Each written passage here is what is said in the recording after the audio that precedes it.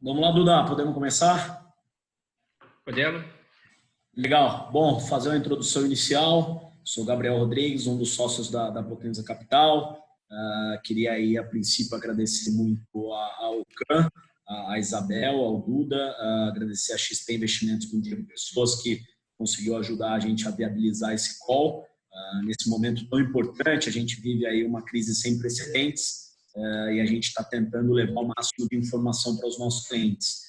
Falando um pouquinho da Potenza Capital, a gente é um escritório de investimentos da XP, está credenciado da XP Investimentos. A gente existe aí um pouco mais de 1 ano e meio. Estamos tanto em São Paulo, capital, quanto Piracicaba, São Carlos, Ribeirão Preto, Santos e abrimos ali no final do ano São José dos Campos. Estamos em mais de 20 sócios, assessores, tocando diretamente a vida ali do cliente, o que relaciona a investimentos. A gente convidou o Duda, é uma pessoa de extrema competência e sabedoria quando a gente fala em mercado financeiro, em Brasil, em ações. Eu vou passar a bola para ele apresentar um pouquinho o histórico dele e um pouco da empresa, o porquê a empresa está na nossa lista, na nossa carteira recomendada de investimentos. O fundo faz parte dessa carteira. E aí depois ele vai passar para a gente um pouco da sabedoria dele e o que ele está enxergando para os próximos passos, muito relacionado à economia e coronavírus. Obrigado, Duda.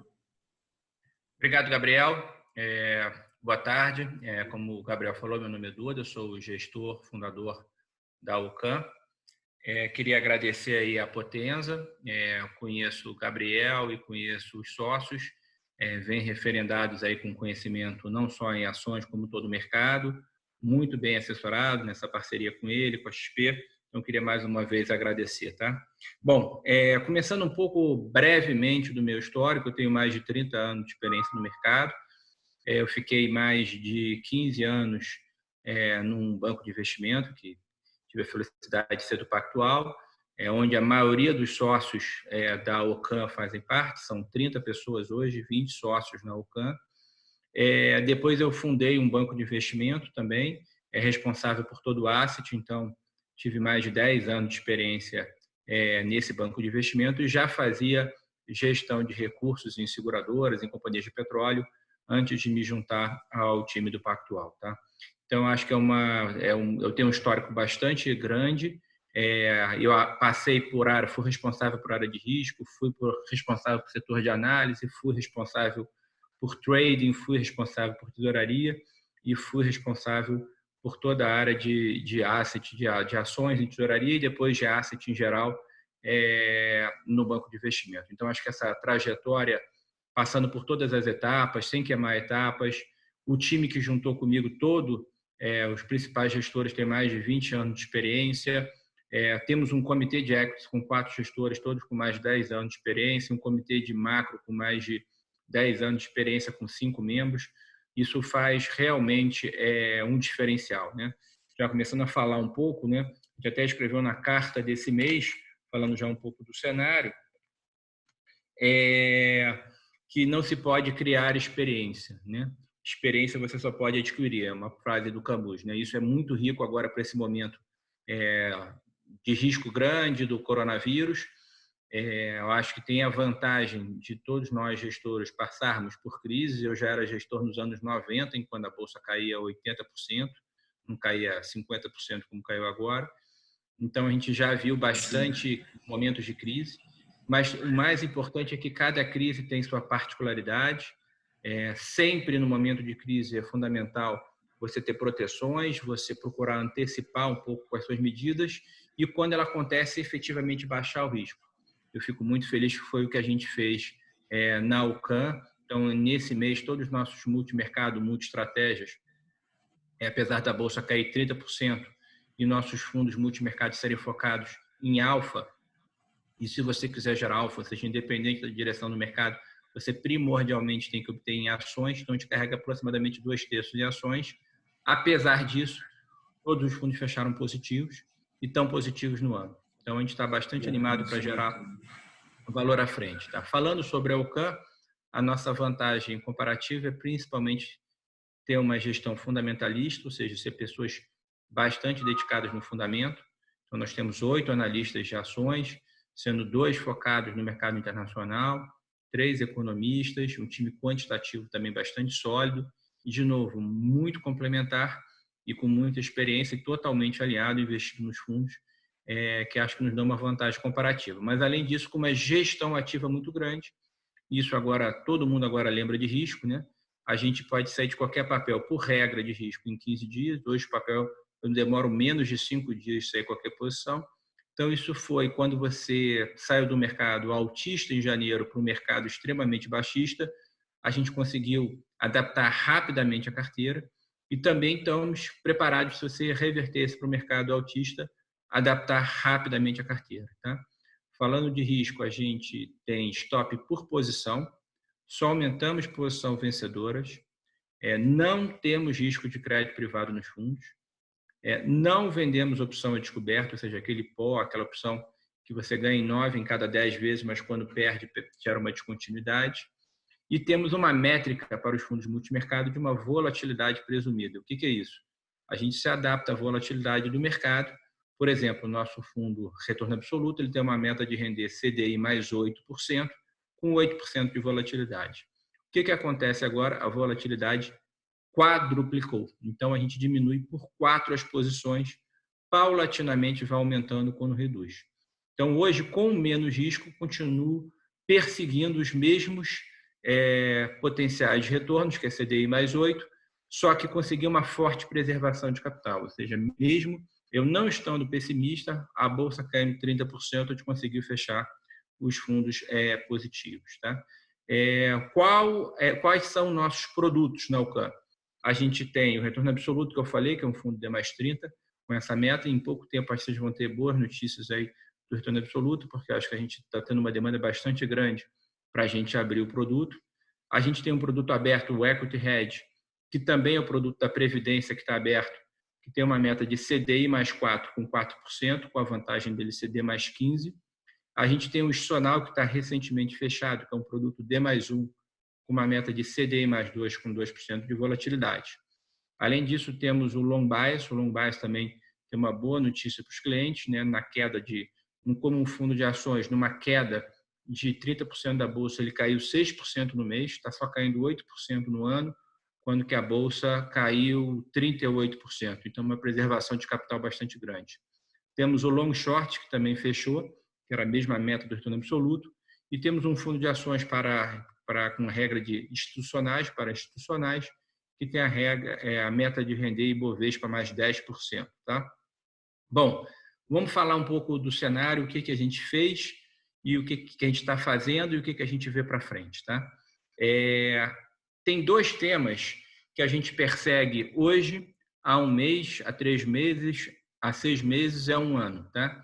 São 2 temas complementares. O primeiro é o tema de tecnologia, tá? A transformacional em tecnologia. As empresas sem vantagem comparativa tecnológica não faziam parte do nosso portfólio já há bastante tempo. A gente analisa isso profundamente no nosso processo qualitativo. A gente perseguia, inclusive lá fora, a China tem algumas empresas com vantagem comparativa, nos Estados Unidos também, então a gente perseguia isso fortemente. E a tecnologia fez, inclusive, ajudou no segundo tema que a gente persegue, que é o tema da juros baixos no mundo.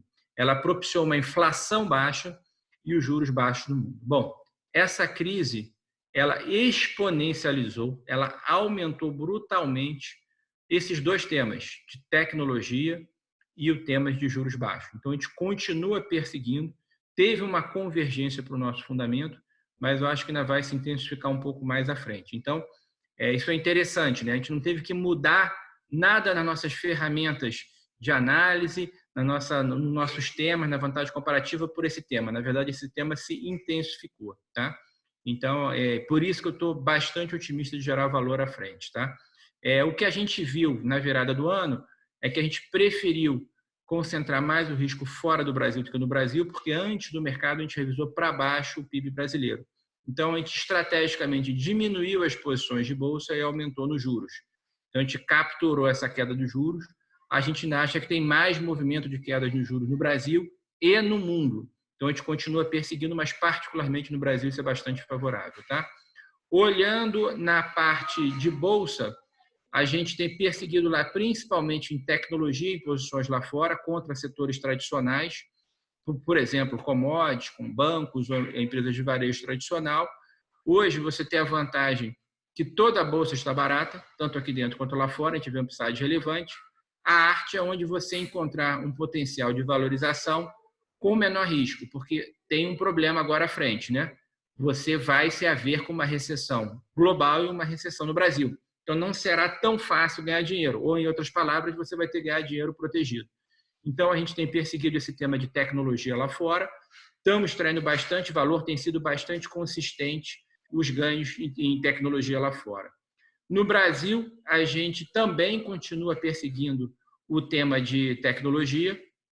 A gente aqui tem algumas empresas que a gente gosta bastante, há bastante tempo, que tem uma vantagem comparativa, principalmente no e-commerce.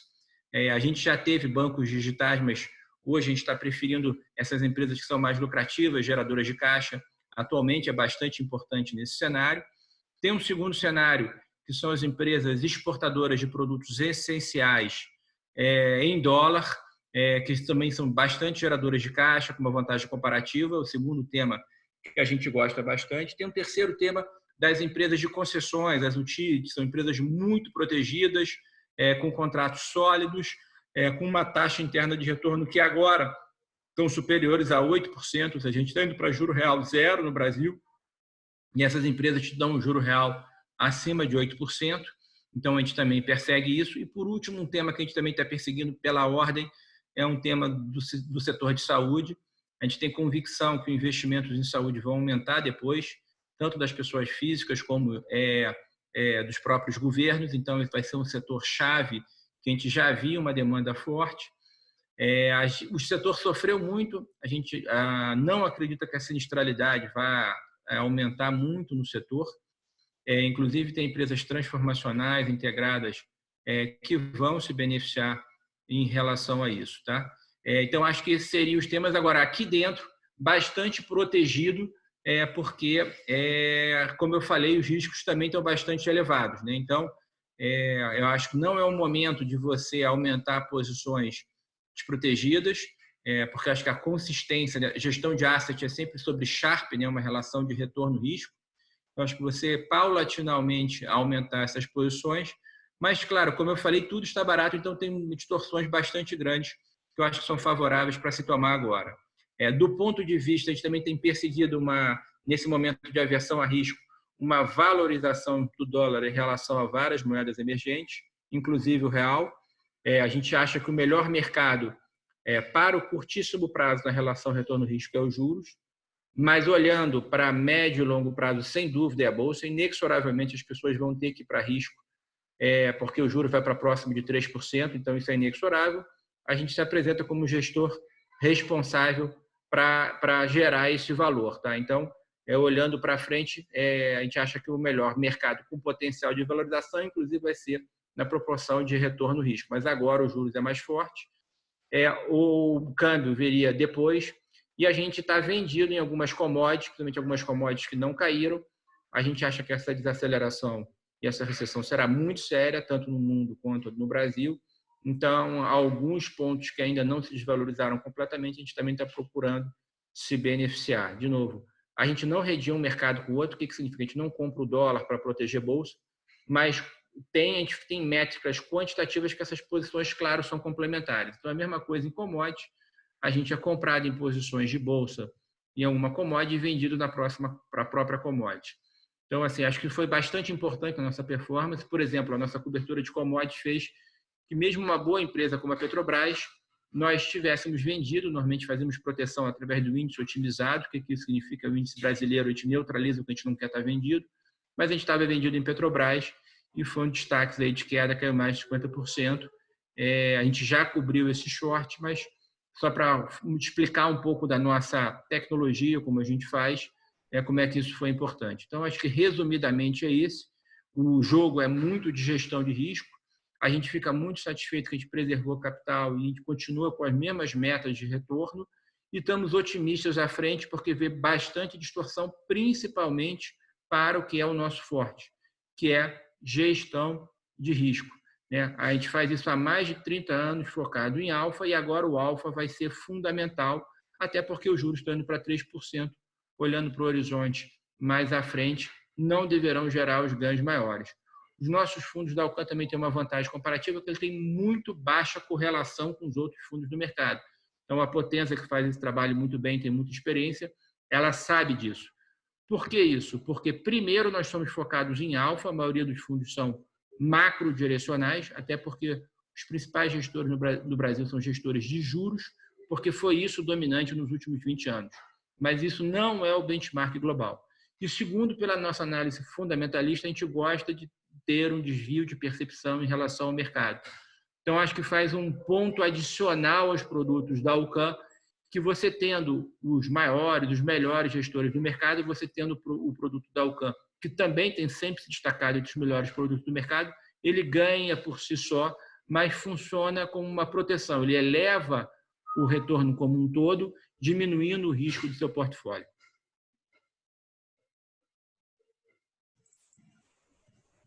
Perfeito, Duda, obrigado. Deixa eu começar aí o debate. A gente está vivendo aí de novo uma crise sem precedentes e aqui no nosso debate interno, e alguns gestores também já estão falando, eu acho que a variável que vai dominar aí o assunto retomada vai ser a variável tempo.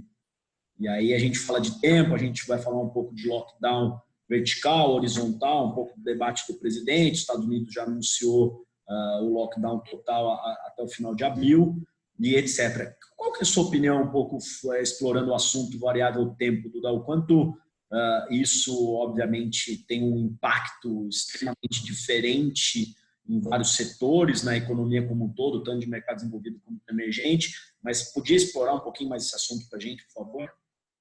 Tá. A sua pergunta é muito boa, né? Um dos pontos, né, que a gente tem como gestão de risco é você ter o stop por posição. Então, isso obriga a gente a ter um timing bom de entrada da posição. Então, tem sido muito comentado, né, que quem entrou muito cedo no mercado, entrou nas compras, sofreu um pouco. Então, a gente prefere ser cauteloso e acompanhar um pouco uma melhora. É claro que tem, como eu falei, algumas ações que geram desvio de percepção, a gente já está se aproveitando. A gente tem feito compras, mas bastante protegidas, como eu falei, principalmente com derivativos. Tá? O que eu acho que é determinante nessa parte do coronavírus, e de novo, vem uma humildade. Tá? É claro que eu estou passando boa parte do meu dia estudando coronavírus, mas eu, para me tornar mestre no que eu faço, eu demorei muitos anos. Então, eu não vou me arbitrar um especialista de coronavírus, e acho que o mercado tem que ser muito importante. Né? Então, você como especialista, mais importante do que você sabe é o que você não sabe. Então, eu vejo muita gente falando sobre coronavírus e eu acho um pouco graça porque eles deviam saber que não sabem, porque os próprios cientistas batem um pouco cabeça, porque é absolutamente novo. Então, em 30 anos de mercado, por exemplo, eu nunca vivenciei uma pandemia. Então, eu tenho muita experiência com crise, mas uma pandemia eu nunca presenciei. Então, só isso já... E é inexorável, né? Como eu falei, os momentos felizes se parecem, os momentos infelizes são infelizes à sua maneira. Então, você tem que ter um respeito enorme, né? No mercado em queda, você tem duas regras. A primeira é não perder dinheiro. A segunda é não esquecer a primeira regra. Então, a disfuncionalidade, a volatilidade é imensa. Então, acho que assim, o timing mais importante que a gente está acompanhando a gente tem alguns monitores proprietários que são a taxa de crescimento do vírus. Esse é o mais importante. E acho que vai ter um desafio adicional, porque as pessoas acham que bolsa, por exemplo, é você comprar um ativo barato. Isso é uma condição necessária, mas não suficiente.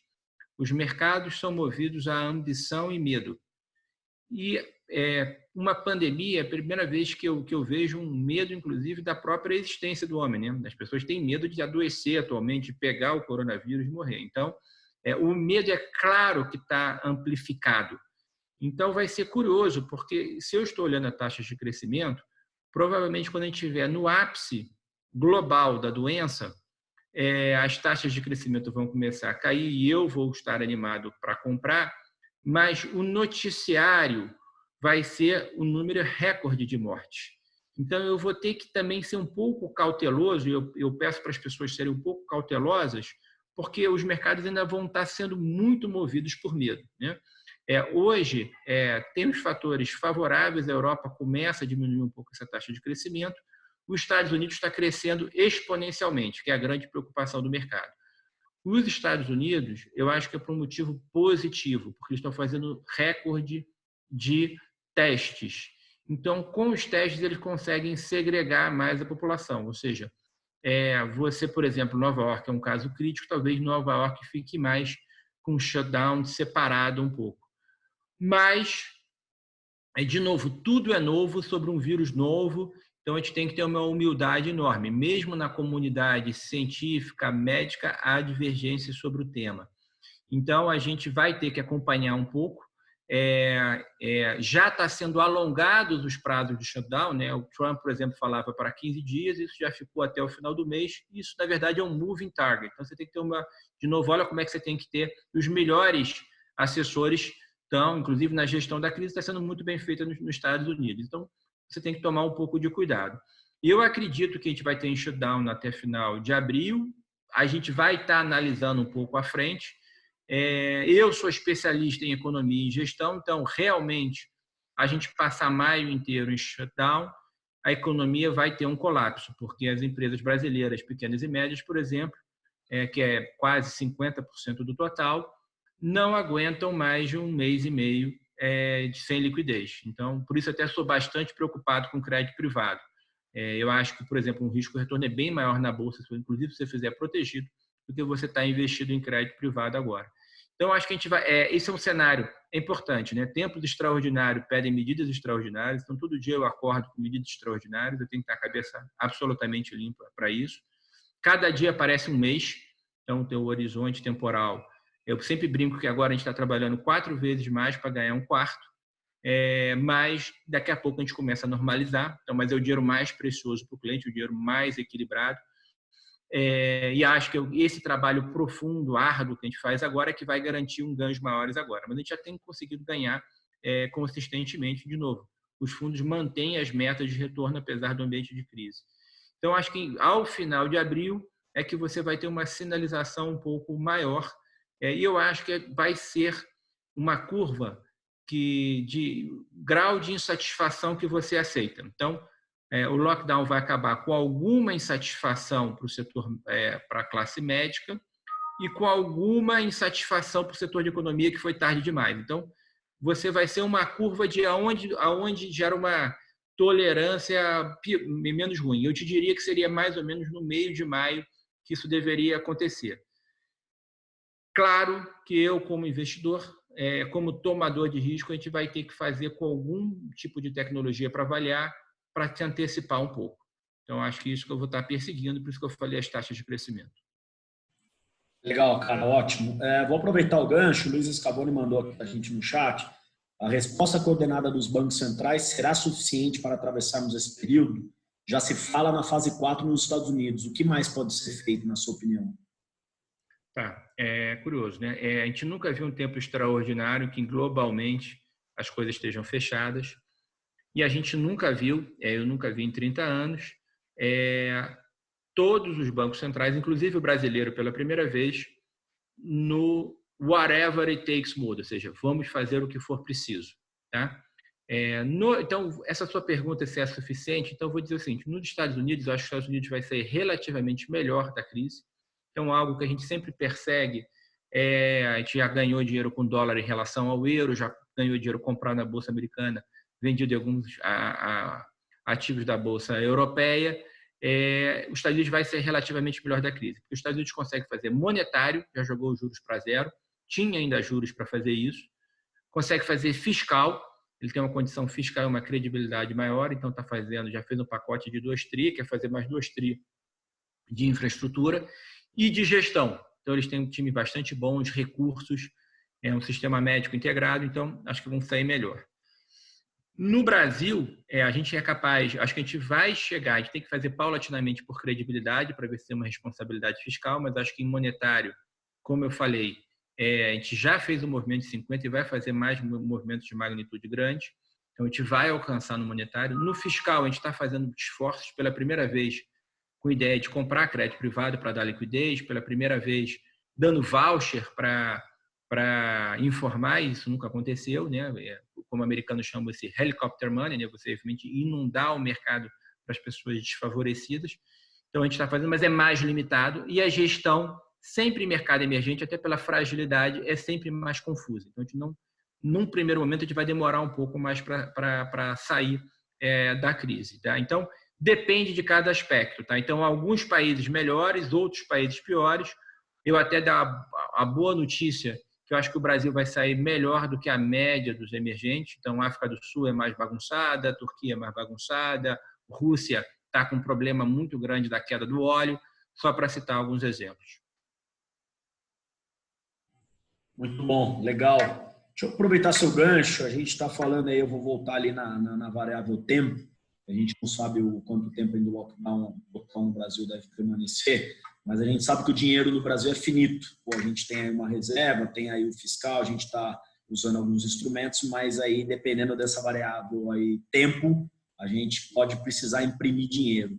Qual o seu medo em relação à inflação, impressão de dinheiro? Quais são os seus pontos em relação a isso? Eu não acho que a gente vai imprimir dinheiro, tá? Acho que de um ponto favorável que a gente tem frente a essa crise é que a gente tem economistas brilhantes, como Paulo Guedes, que lidera uma equipe, e como gestores, traders brilhantes, como Roberto Campos Neto no Banco Central, tá? Eles, inclusive, têm sido cautelosos para você não ir num movimento desse. A OCAN tem um desvio de percepção em relação ao mercado. A gente acha que a inflação será mais baixa do que o mercado espera, e, sem dúvida, mais baixa que o Banco Central está esperando, tá? Então, eu acho que vai dar espaço, assim, porque você tem um choque de oferta e de demanda. Acho que esse choque é brutal. A gente vai ver de novo uma recessão mais forte, na nossa opinião, do que as pessoas estão esperando. Te dou um número: a recessão de 2008 gerou uma queda do PIB de 2,5%. Eu acho que essa recessão será mais forte, tá? Todos os indicadores, porque não depende do Brasil. Essa é uma crise global, é um fator exógeno. Então, a derivada do componente externo no PIB brasileiro jogará ele para baixo. E, diferente de 2008, você não tem a componente do setor público jogando para cima o PIB, que era uma má notícia, porque a produtividade é muito baixa e fundos responsáveis pelo nosso endividamento, tá? É alto. Então, não acho que vai ter imprimir dinheiro. Eu acho que a inflação, inclusive, vai ser para baixo. O Banco Central vai ter espaço para cair, e o Banco Central, provavelmente, como ele está se comunicando, vai ser estimulativo para a economia, porque a economia vai estar numa forte recessão, tá? Então, eu acho que a gente vai fazer um orçamento de guerra, como está sendo feito, 5%, 10% do PIB, mas a gente vai, durante 3 anos à frente, a gente vai pagar esses 3 meses excepcionais do que vai se gastar, mas o quão mais o governo tiver credibilidade para isso, eu acho que a vantagem de você ter uma linha liberal, tanto no Congresso quanto no Executivo, você vai ser responsável para olhar esse horizonte para frente e vai ver que foram tempos excepcionais. Você fez as coisas certas, mas você não perdeu o norte fiscal, tá? Muito bom, legal. Deixa eu trazer uma outra pergunta de um ouvinte que está nos assistindo, Felipe Patá. Ele pergunta, no seu entendimento, quais seriam os setores da economia que poderiam se recuperar mais rápido? Tá, tudo bem, Felipe. Cara, primeiro foi o que eu falei, né? Quem tem uma vantagem comparativa em tecnologia, sem dúvida está se beneficiando, né? Então, assim, você não acha que a Magazine Luiza ou a Mercado Livre no online estão vendendo mais do que vendiam antes? A Amazon está contratando 100 mil pessoas, enquanto que o varejo tradicional nos Estados Unidos está demitindo em massa. Então, esses setores até se beneficiam. Então, de novo, quem tem uma vantagem de tecnologia, por exemplo, a Microsoft está em alta no ano, o papel, e uma demanda por nuvem aumentou, porque as empresas, as pessoas precisam de mais capacidade para operarem. Então, também se beneficia. A Netflix todos estão em casa, claro que a demanda aumentou, o papel está no raio. Então, olha como é que a tecnologia é bastante forte. Então, no tema desse shutdown, quem não era plugado desse mundo online está tendo que se plugar. Então, acho que, inclusive, depois acho que vai ter uma mudança de hábitos de consumo bastante forte. Eu te dou um exemplo. O Fred Trajano, da Magazine Luiza, dá um exemplo bastante didático, né? Ele fala o seguinte, olha, tem 6 milhões de varejistas no Brasil.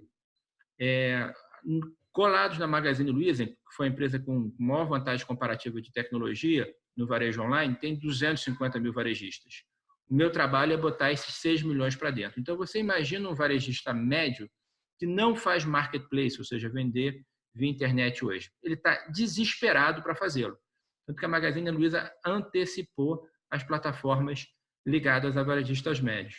Então, acho que é um setor que, sem dúvida, se beneficia. Outro setor que se beneficia que eu acho inexorável nesse momento de aversão a risco, né?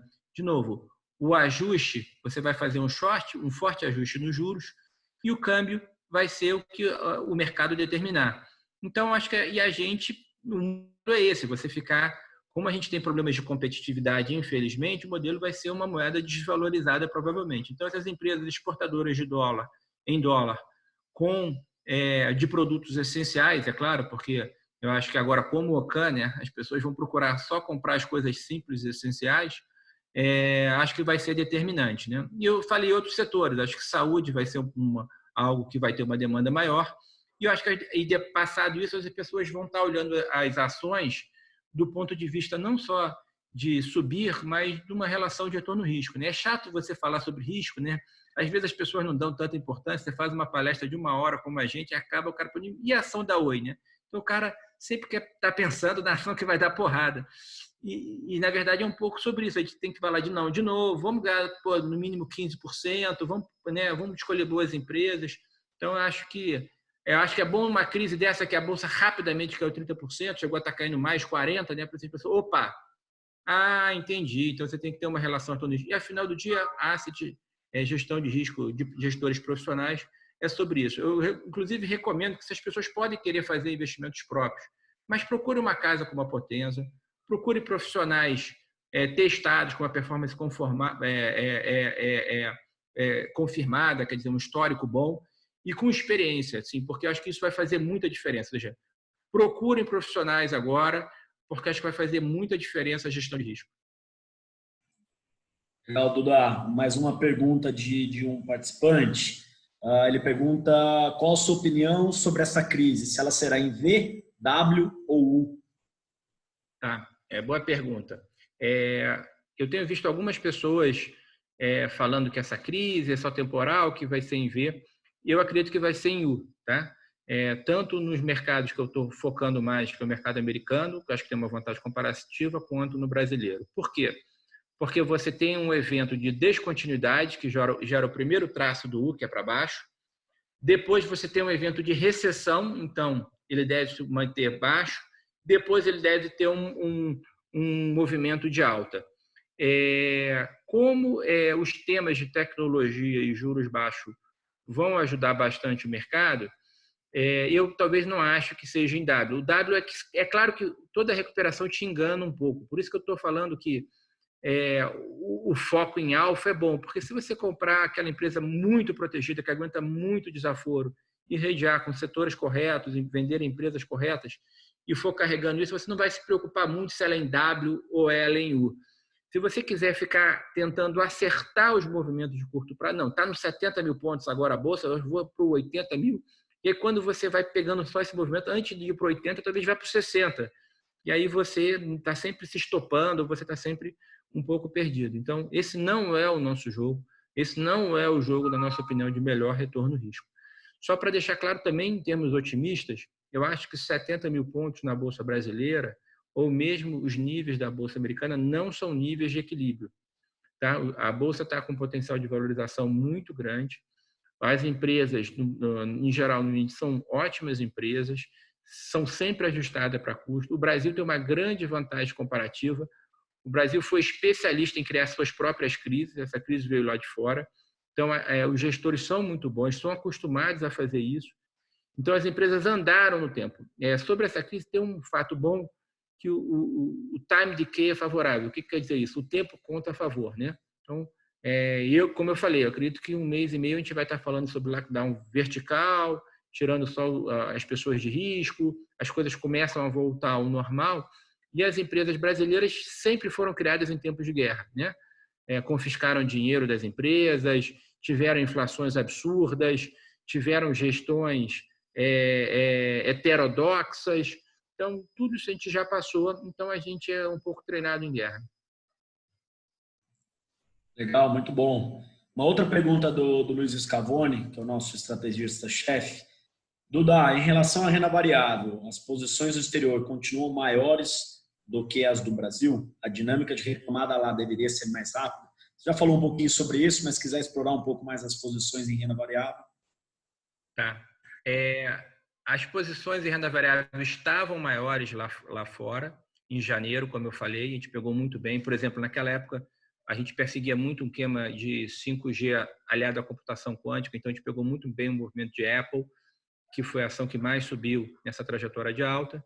Saímos quando, claro, o consumo ficou afetado, e estamos perseguindo expandir. Mas hoje, eu te diria que está 50% lá fora e 50% no Brasil.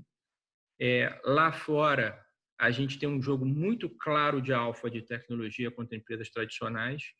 E aqui no Brasil, apesar de eu ter falado que a gente está com uma volatilidade maior, eu vejo preços mais distorcidos. É claro que o meu círculo de competência é ainda maior no Brasil. Essas empresas eu acompanho há 30 anos, a gente tem cobertura de mais de 200 empresas no Brasil, eu conheço menos. Claro que o meu círculo de competência é maior. Para eu comprar lá fora, eu tenho que ter um tema macro forte, porque eu acredito que eu não vou ser os 5% que mais entendem de Apple no mundo. Você tem que ter essa humildade.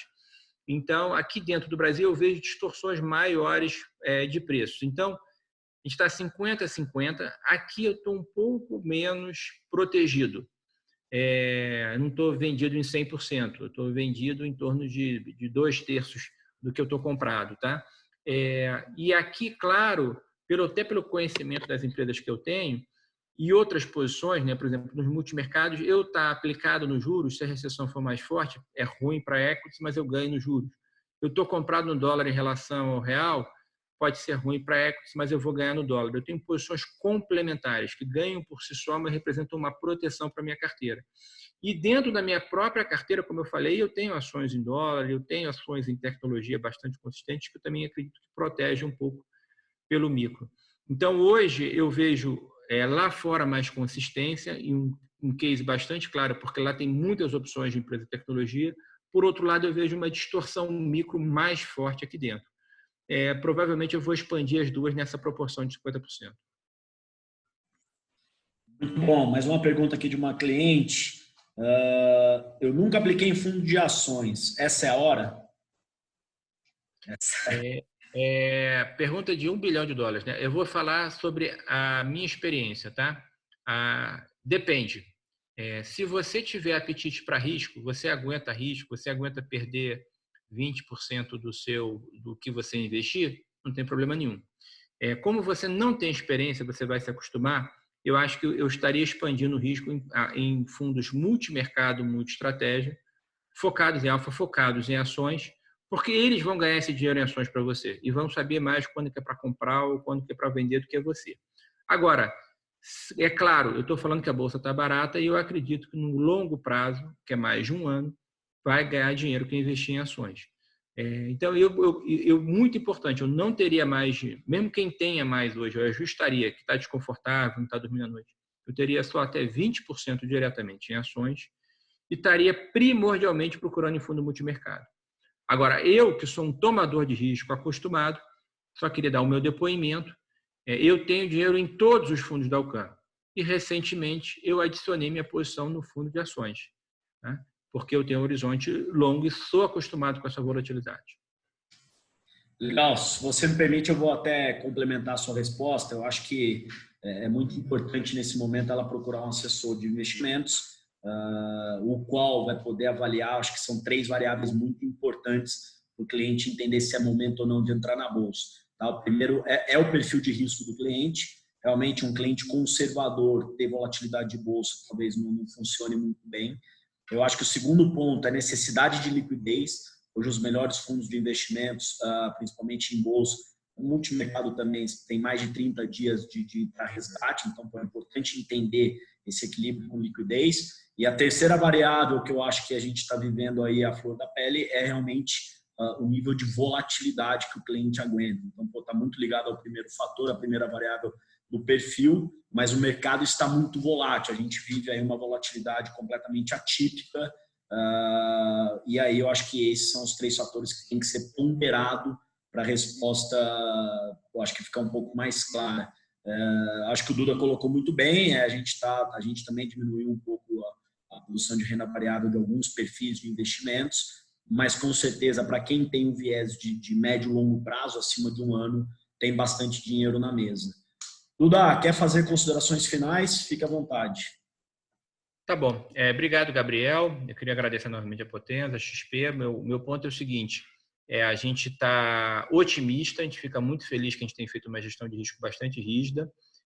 Isso é um jogo que você comemora essa vitória desse mês, que a gente conseguiu entregar os pontos positivos, mas a gente tem um desafio enorme de estar cumprindo as nossas metas de retorno, então a gente está continuamente focado para frente. É bastante importante que a gente está leve em termos de risco, estudando bastante, muito em cima dos mercados, com uma confiança bastante forte. Eu acho que a Potenza, a Ocam, acho que os especialistas que fizeram um bom trabalho de gestão de risco vão ganhar dinheiro mais consistente e vão sair mais forte desse processo. Então, eu queria agradecer ao Gabriel essa educação financeira que a gente fez. Queria adicionar que a Ocam, a gente gosta muito disso, a gente tem como propósito não só ganhar dinheiro, mas efetivamente tentar elevar o padrão de vida mesmo das pessoas entendam todo um processo, ganhem dinheiro, mas tem um valor econômico enorme de satisfação, de educação, de melhora até do ambiente de própria vida dela, com uma educação, investimentos melhores. Tá? Então, queria agradecer, porque eu acho que tem um alinhamento enorme com a Potenza, com o Gabriel e com a XP. Duda, do nosso lado, obrigado. Espero que o próximo encontro nosso seja um café com nossos investidores pessoalmente, né? Que essa crise aí, que essa pandemia passe o quanto antes. Em nome da Potenza e da XP, a gente agradece bastante a sua participação, a possibilidade da Isabel nos deu em te acessar, levar informação para os nossos clientes. Eu tenho mais 1 ou 2 perguntas que chegaram agora, eu vou te mandar por e-mail depois, se você puder dar uma resposta para a gente, só para não passar muito tempo aqui, mas queria de novo te agradecer. Acho que o trabalho que o Ocam vem fazendo é um trabalho espetacular. Realmente a gente está aí no olho do furacão, ninguém sabe se a gente está indo para o norte, para o sul. Então, acho que as tomadas de decisões baseadas em controle de risco e tudo isso que você nos trouxe nos enriqueceu bastante aqui hoje. Eu acho que vai ajudar a gente aí nos próximos dias a ganhar mais força e energia para a gente sair dessa crise e resolver essa pandemia. Obrigado, boa noite para todo mundo, um abraço. Boa noite, abraço e sorte. Tchau, gente.